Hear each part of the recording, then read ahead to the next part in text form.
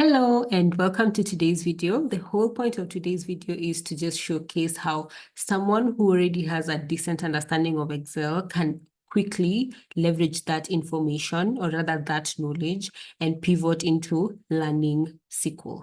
So what you're basically going to do is to just take a couple of functions, do a couple of exercises in Excel, then we're going to switch and do the same in SQL to just demonstrate how these two tools are not very different.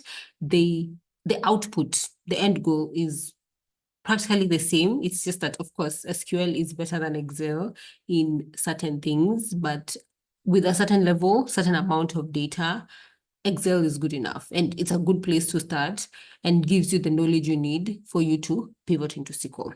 Anyway, let's get to it. So we have this data set here, yeah? And now this is just like a lot of information.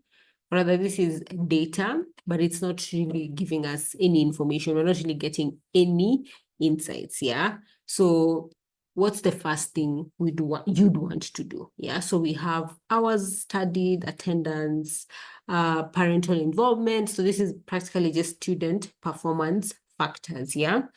And yeah, there are a number of columns. So like, let's say, for example, we care about distance from home, yeah? And we're not really sure, okay, here, distance from home, how many different, should I say, variables do we have? Yeah, so we can see there's near, there's moderate, and there's far. But when you just eyeball it, you're not really sure if, like, there are only those four. So what would you do? In Excel, you'd come and do unique. So unique row, and then you select the column you're interested in. So I ended up selecting Q and press enter. So you can see for column Q, parental education, yeah? Parental education level, there's high school, college, and postgraduate, yeah? But if we go to our original column, which is R, you could actually just come and edit here, yeah? And put R. Did I put R? Okay, let's just redo that. So equals to unique. And then R, yeah? We need to delete that. So it's near, moderate, far. So there are only 3 categories of distance from home, yeah? So you already know how to use unique. You probably use it a couple of times in your day-to-day. So how would that translate in Excel? Not Excel, in SQL. Let's switch and find out.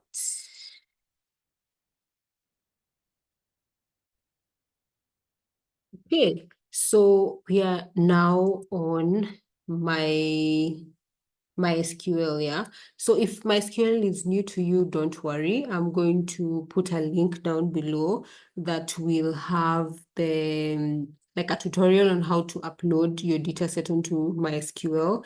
And I'll also link another tutorial that will just teach you how to upload, how to actually download and set up MySQL in case you don't have it. But yeah, let's get into it. So in the other case, we were interested in the column for distance from home, yeah? So how would you do it here? So SQL has a function called distinct. So if you do select all, first of all, select all just selects all the columns, as you can see here. So all the columns of the data set have been selected, yeah? But now we are interested in finding, we want to see like how many categories of distance from home exist. So you'll do a select distinct, and then the name of the column. So that is distance from home. It's there. Oh, yeah. So let's run that. So when you do that, you get near, moderate, far, similar to how it's done on Excel. So yeah, sorry guys, I'm using Google Sheet and I keep on saying Excel, but yeah, the formulas are the same. Like I'd say 80–90% of the time, both tools do the same thing. So there's the equals, like the unique function in the the unique function in Google Sheet exists in Excel, and we're going to use counts count ifs and average ifs. So both also exist in Excel. I just decided to use Google Sheet because it's it's more available. Like in case you don't have a license for Excel, you could easily do this on Google Sheet here. So let's go to the next thing that we want to try out. Okay, so now we're going to come to the next thing we're going to do here, yeah? So the first thing we want to do is to just find out like how many data points do we have? How many rows do we have here, yeah? So you could just pick any of the rows. So, but now, actually, yeah, this assumes, we'll check the formula, but I think this assumes that this only counts rows that are not null. So it assumes everything here is populated. So if there's a null, your count will be understated, I think. So if we do equals to count here, number of numeric values in the data set. So it's specifically numeric values, yeah. So as you can see, we have 6,607 data points. In this case, we'll assume each data point, which is each row, is a student, yeah. So here we can just do number of students, yeah. So this similar questions that we're doing here, we're going to do them here, and then we'll go back and do the same questions in Excel, not Excel, in SQL again, yeah. So there, that's how you do a count of students, yeah. So let's say you want to do a count of students who scored less than 50%, yeah. So so we don't want to repeat ourselves so many times. So let's say we'll put here count of students, and then here to be like specification. So here, let's say less than or equals to 50 plus 50. Let's just say 50 as a score. Yeah.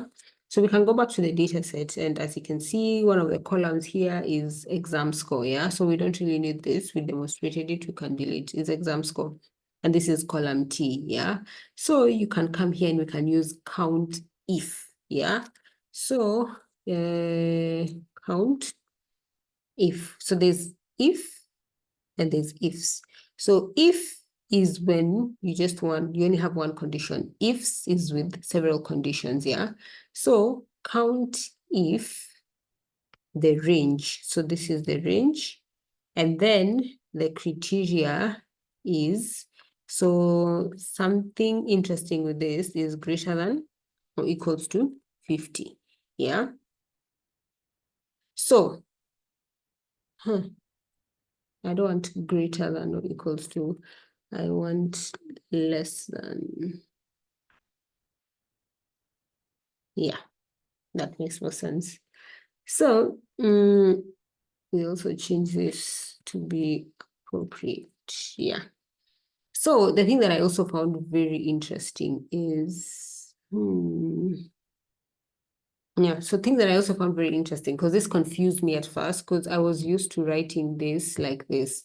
So I do count if, and then I pick the column, and then I specify this should be less than or equals to 50. Then name this less than or equals to, less than or equals to 50. Yeah, you still get the 0, yeah. So the interesting thing with Excel, or rather Google Sheet in this case, is you can actually, once you put this condition, even if it's in quotes, and like someone who has been writing SQL for a while, Python for a while, and you're very familiar with data types, you know, quotes tend to make things characters. So it can be a bit confusing, like it's already in quotes, but you're referring to like numerical values in the range column.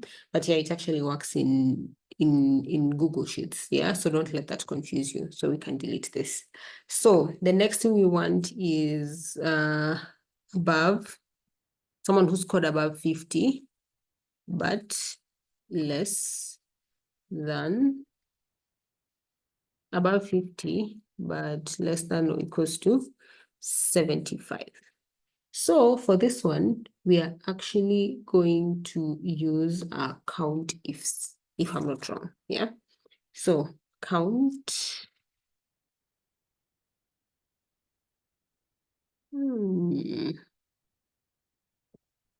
We're going to use count ifs. Yeah. So again, you pick the range column, which is this, and we want it to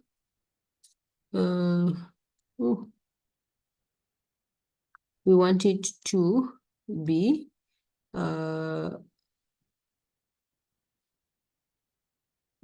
greater than 50, since the other one is already less than or equals to 50, and it should be less than or equals to 75. Yeah. Okay. So what's our error? Formula as error. So, oh, yeah, the comma. Okay, let me see. What did I do wrong?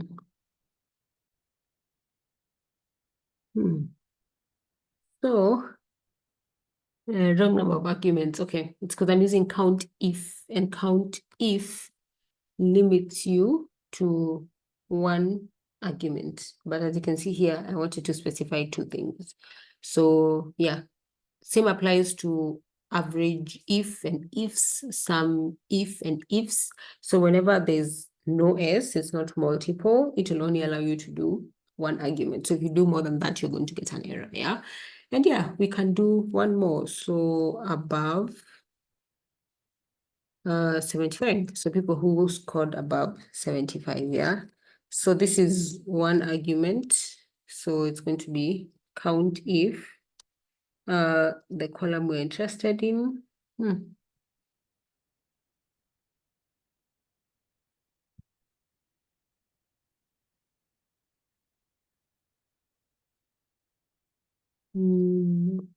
Range, comma, is greater than 75. So we only have 76 students who scored above 75. Yeah. So this is a bit messy, but I could just do some highlights here to at least try and keep this neat and just differentiate what we're trying to do. Okay. Yeah. So let's go to the next thing. So the next thing we want to do is like a combination of two things. So like, for example, let's say we want people who scored above, okay, we can just take all this criteria here. Yeah. So here, and then let's put our highlight, but this time we'll make it a bit longer. So we want to see people who scored less than 50 who don't exist. Yeah.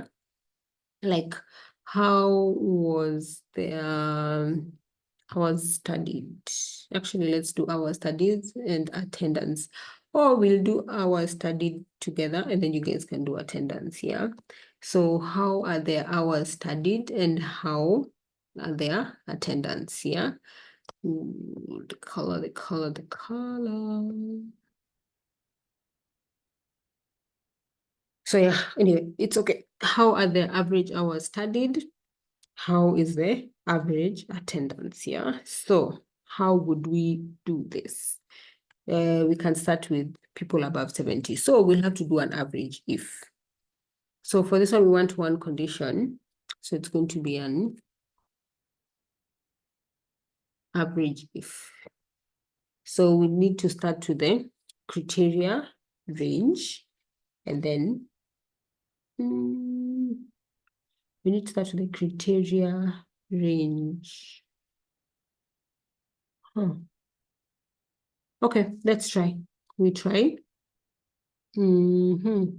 So for this case, it's hours studied. Yeah. So, oops, what happened to my formula? I didn't. Yeah. Okay. Yeah. So in this case, it's hours studied. Yeah. And then the criteria is the scores need to be greater than 75. Division by 0.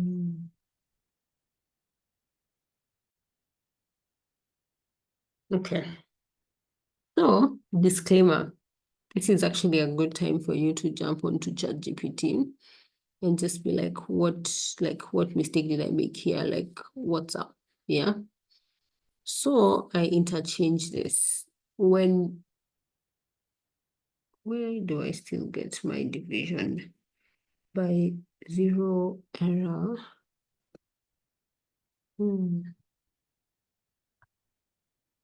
Okay, there it is. So let's clean this up. Okay, so people who scored above 75% on average study for 24 hours. I don't know if this is weekly or probably not daily, but yeah, our studies is that. So as you can see, when you're working with average if, yeah, you start with the student, so the criteria, then the actual column that you want to do the average on, yeah? So this one, we're going to do an average ifs, yeah? And the average ifs now allows you to do multiple criteria, yeah? So as you can see, you start with the average range, and the other one, the average range was last. So the average range is hours studied, yeah, comma. Then we want to the hours studied for people whose exam score is greater than 50 and the exam score should be less than 75. Yeah. So there you go. Let's also clean this up. Okay. So those are the questions we've answered. Number of students, count of students based on what they scored, and then hours studied based on like what they scored again. So count of students based on what they scored, and now hours studied based on what they scored. And you could actually just cut this and put this here, you know. I'm trying to be like more intentional and like very keen about like the tables I create. I know what I've done here is clearly not demonstrating that, but yeah, I'm really trying to really get into like analytics engineering, like data engineering, like very seriously. And one of the things is to just be very conscious about like the types of tables I create. Anyway, now let's go to SQL and answer the same questions we've answered on SQL, just to show you people that what Excel can do, SQL can do. Yes, they all have their advantages and disadvantages. Sorry, I got interrupted, but yes, they all have their pros and cons. But you guys, as long as you, let's say, start off with Excel, you can really leverage like what you already know on Excel to like quickly learn SQL, because these things kind of do the same thing. They have similar functions. They could even go to the extent of having the same names. Sometimes they're different names, but what you've been trying to achieve with Excel, when you switch to what is it called, when you switch to now, not switch to SQL, but when you're learning SQL and you're going into an environment where you have to use SQL more, like, don't worry, you're not going to struggle. Yeah. So now it's time to switch to SQL and answer those same questions using SQL. Okay, so I just quickly wrote down the questions so we don't get lost. Yeah, so we already practiced this. So let me just put an all here, and then we can run this to just review our data set. Again, you'll find a link to the data set before, a link to how to upload your data set onto MySQL, and a link to a tutorial that can help you set up MySQL if you don't already have it, but you can honestly use any like platform that you're comfortable with. You don't really have to use MySQL. Whatever you have there should work. Yeah. Okay. So count of all students. Yeah.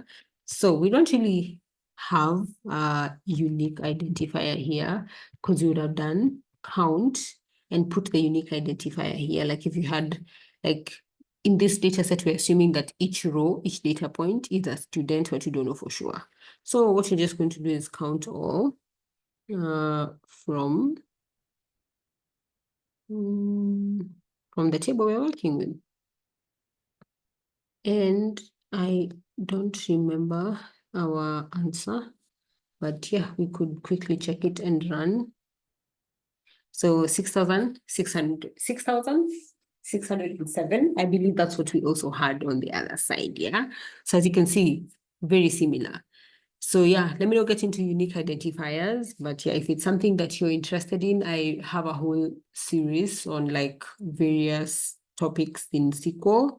So feel free to go check that out. I'm sure at some point I talked about unique identifiers. If you don't find it, if I didn't, which I'll also go and check, for sure there'll be a video just coming up about like helping you guys understand tables, how to know how to do your joins, etc, etc. Actually, I've already done joins, and in the join series, you will understand what I mean by count all versus count the actual unique identifier.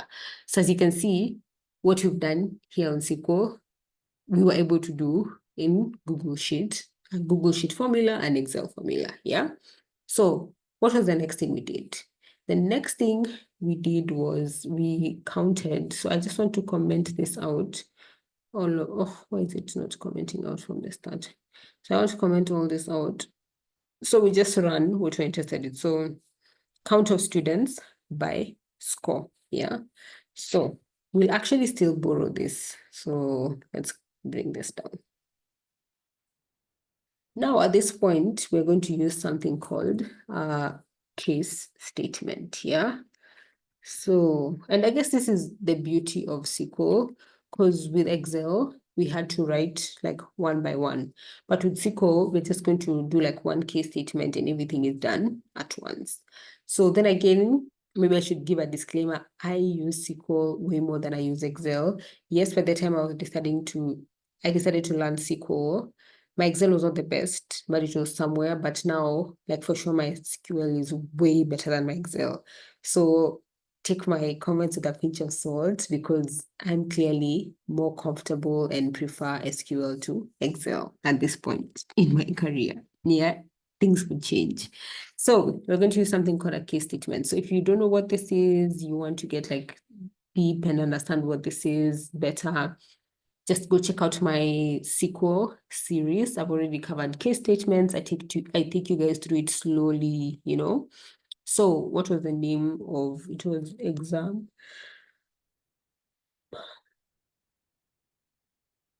schools.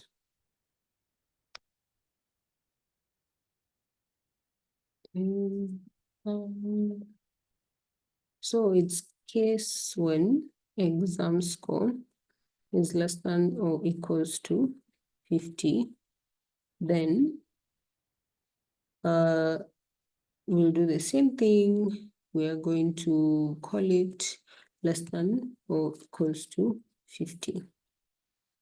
I think this needs to be double quotes. I'm not sure. But yeah, we'll know. Then when you could use between, but let me be consistent and stick to like how we kind of did it on Excel too, or rather Google Sheet. So when exam score is greater than 50 and exam score is less than or equals to 75, then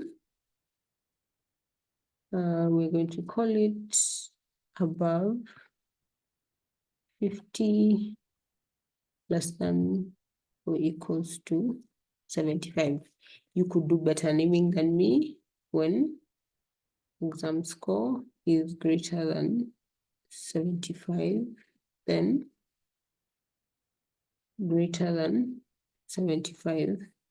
Then we're going to end as, what do we want to name this column? Student score category. So we can name it score category. So if you run this, you're going to get an error because we have good practice to actually just make this come under, and then the comma is here. So always remember, whenever you're writing calling two different rows, they always have to, there always has to be a column between two different rows. But if that row is the last one that you're calling, so it's like the row and then the table, no need for a column. Yeah. So as I was saying, if you run this, you're going to get an error since you have a column that's not aggregated and one that's aggregated. So because of that, you have to group by 1. So 1 is just a placeholder of group by score category. So you could write the whole name, but it's easier because imagine if you're grouping by like 5 or 6 columns, which is not good practice, but we don't need to get there. Yeah, so it's just easier because you don't have to write too many things. So as you can see, we've gotten the same results as what we did in our SQL. So here, as name it count of students. So we run. So as you can see, there is no one who got below 50, so nothing. And then above 50 but less than 75, 6,531, and then greater than 75, 76, exactly what we got in our Excel sheet. Now Google Sheet rather. So the only thing is, again, take my advice with a pinch of salt because I am like more SQL than I am like Google Sheet or Excel, but there are times where Google Sheet or Excel could come through. So yeah, as you can see, same result. The only thing is, I like how in SQL we wrote it once and pop, we see all 3. But in Excel, you kind of have to repeat those formulas. Then again, I don't use Excel as much, so I might not write the formulas in the most efficient way. So keep that in mind. But I don't think there's even anything like I don't write it in the most efficient way because yeah, there are just some things that SQL is just better at, and this is one of them. Yeah, so we're going to do the last one. And for this one, I think we'll just answer 1. Actually, there's nothing like we'll answer 1 because this will force us to like answer the whole thing. Yeah. So we can actually build on this. Yeah. So we take this because now the only thing is, so let's comment this out. And then we comment this out, and then we run what's there. So what we want to do is we want to add the average score. Yeah, so this is the beauty of SQL. We already have the score category, we have the count. So all you actually have to do is just come here and do average. Yeah, and then you put the column we're interested in. It was hours studied as average hours studied. Okay, so yeah, let's run that. Voila. So to clean it up, of course, we'd have to do round. And I think the round works the same way in Google Sheet. Oh, wrong place. No, doesn't work the same way. You don't have to write it. It's okay, I'm not sure. We'd have to try it. So there, voila. So if you wanted to get like, so let's get the whole data set again. So we want to run this. So let's highlight and run. So if you wanted to get and comment, it is confusing our dearest. So say, it's here. That was the issue. Okay, so yeah. So if you wanted to get average attendance, count of something else, sum of something, you see how it's like very straightforward. You just come and why this control undo? We select it here.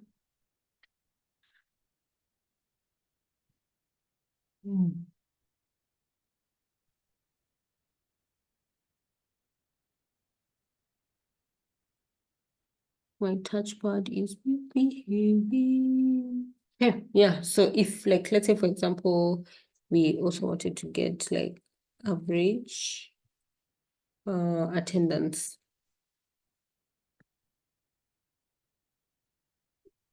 Times average. Let's just copy that, control copy, control V. So if I wanted to get like average attendance, same thing. So we just come and run this. You see how it's so easy? Like, this is why I love SQL. But anyway, the point of this video is not to showcase how I love SQL, but to just showcase to people that if you have an understanding of Excel, like all those functions, activities that you're able to do in Excel, they're very transferable on SQL. It can be as easy as Google or ChatGPT. What is the equivalent of count if this and this in SQL? It will guide you. But always remember not to ChatGPT blindly. Really take time to try and understand, practice, practice, practice, and you will get there.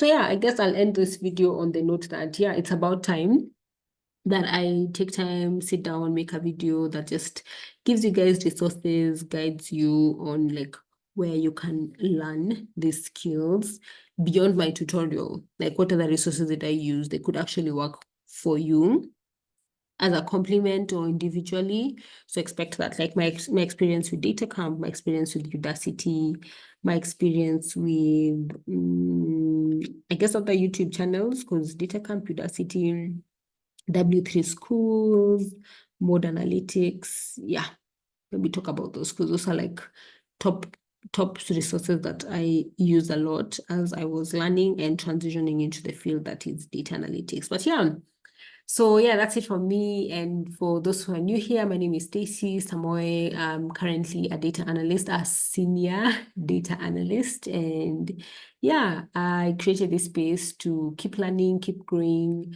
share my knowledge as I also learn from you guys. So if you found this content interesting and you'd love to see more of this, yeah, feel free to join the family by subscribing. Let me know down in the comments below, like, what do you want to see more of? Do you want me to create like a whole series of like Google Sheets, rather Excel formulas, the same way I did with SQL? Is that something you'd like to see more? Would you like, is there any specific function or activity that you do on your Excel/Google Sheet that you want me to show you how to do on SQL? Let me know. Otherwise, guys, that's it from me. Yeah, this was nice. I am back. I was on a very long break, but yeah, the long break came with a lot of upskilling, a lot of learning, and I'm really excited to take the time to create like good quality educational material from you guys and keep learning and growing with you people. Otherwise, that's it from me. See you in the next one. Bye.